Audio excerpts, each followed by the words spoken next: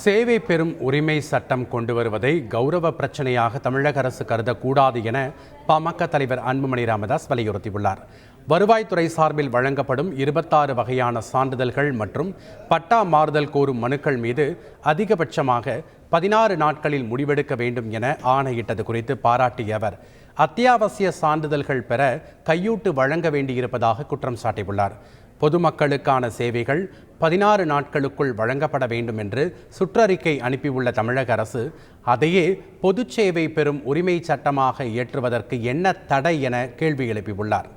பொது சேவை பெறும் உரிமை சட்டத்தின்படி குறித்த காலத்தில் அரசின் சேவை கிடைக்காத மக்களுக்கு 10,000 ரூபாய் வரை இழப்பீடு வழங்கவும், சேவை வழங்காத அதிகாரிக்கு தண்டம் விதிக்கவும் சட்டத்தில் வகை செய்யப்படும் என சுட்டிக்காட்டி பொது சேவை பெறும் உரிமை சட்டத்தை நிறைவேற்ற வேண்டும் என வலியுறுத்தினார். செய்திகளை உடனுக்குடன் தெரிந்து கொள்ள உடனே சப்ஸ்கிரைப் பண்ணுங்க.